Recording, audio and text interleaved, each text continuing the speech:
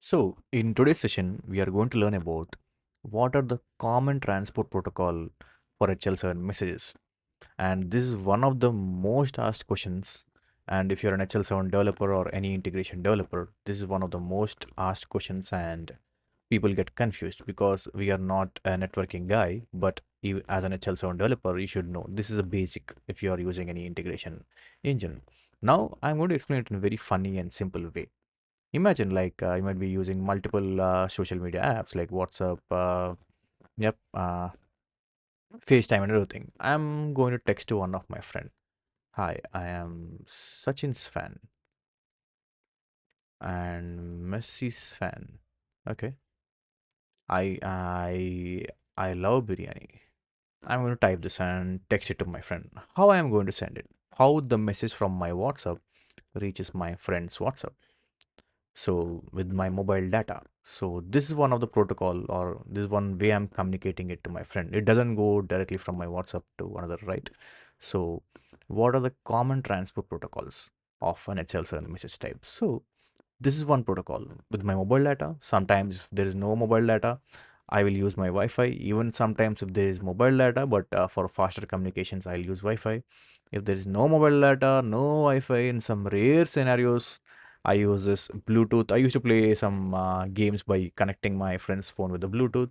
So there are different ways of communication. There are different ways of transporting this text to another phone, right?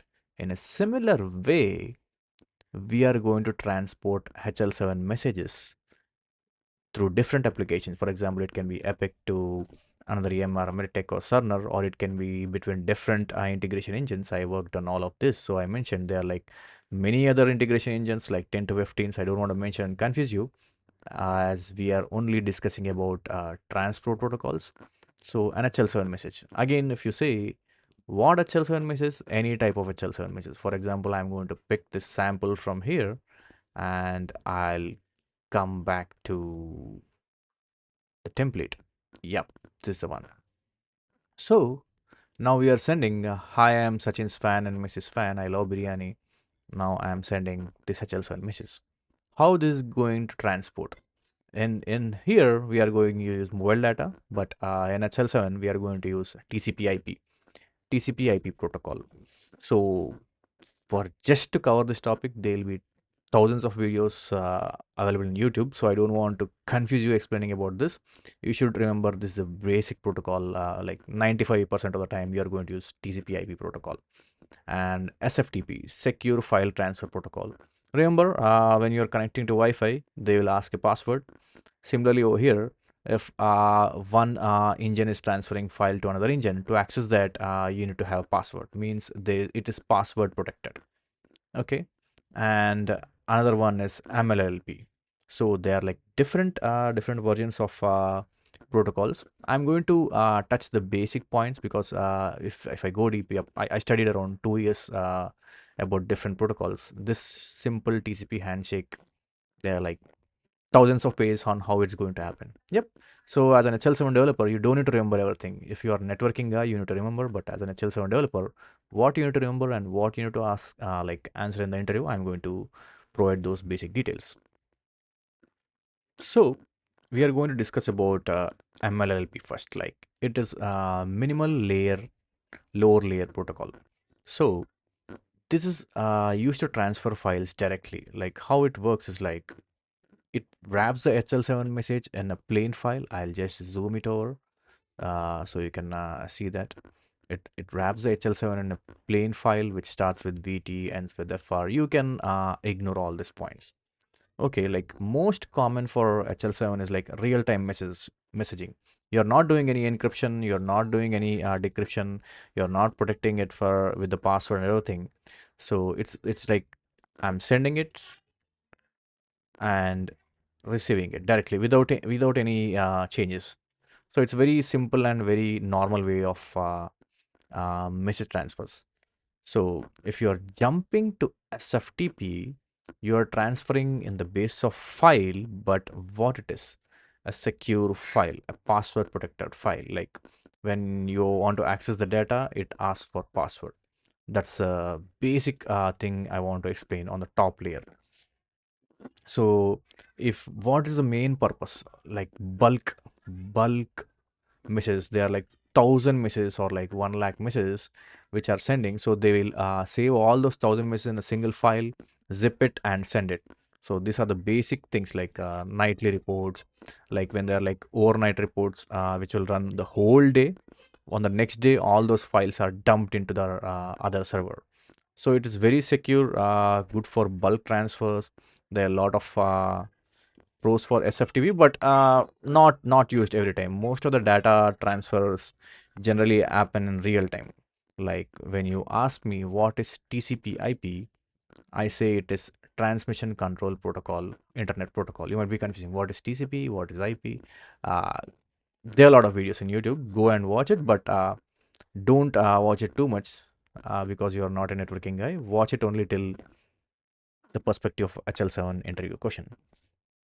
In future videos, maybe I'll possibly explain this in a half an hour or 1 hour sessions about everything. But yeah, in this video, this is the minimum bare minimum required for the interview.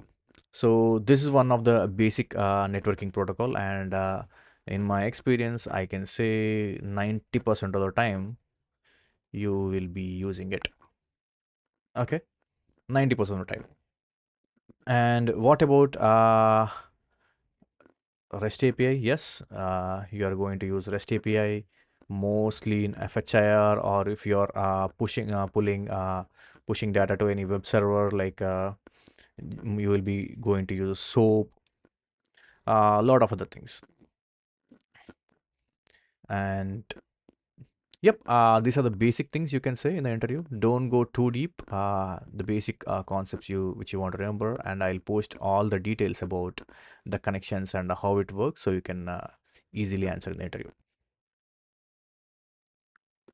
So to make it more interesting and with real-time examples, so you'll understand better what is the uses of these pros and cons, I'm going to paste a few details. So MLLP, as I said, this is one of the basic format over here. MLLP, you can see it's for real-time and reliable message delivery, very plain message, but there is a risk of data loss over here.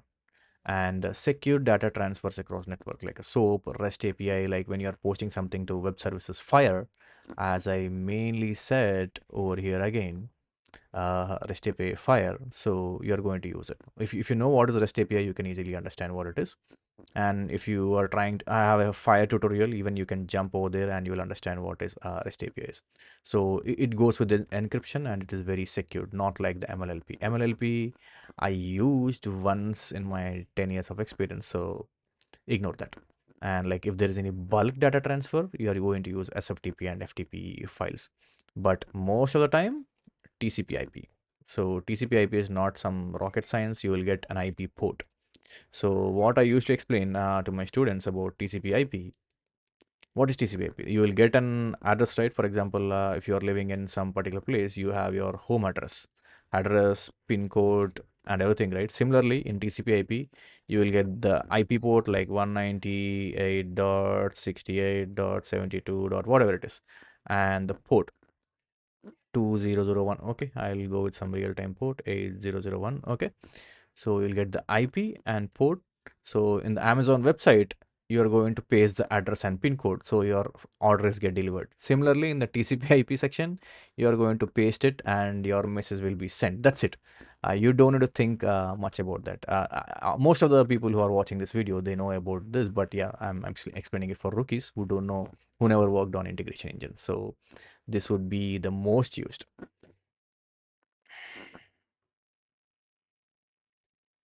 So if an interviewer asks different type of protocols for an HL7 message type, you can directly give an answer that they are going to use TCP/IP, SFTP, even there's FTP.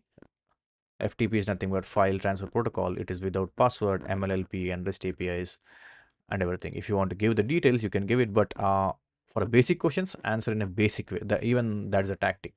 If you dig deep about REST APIs and so, and the questions go somewhere else, you are not a networking guy to remember everything. Just give basic things and do a comparison, what works best for what, and you can give these examples. You take the notes, it will be really helpful. If you take the screenshots, you will forget for sure. So I hope you understand the basic protocols for HL7, what you need to remember as an HL7 developer. And I hope the comparison helps. Please comment if it looks interesting. I'll be using the same comparisons in my future videos. So even that feedback helps me a lot. Thank you. Have a great day.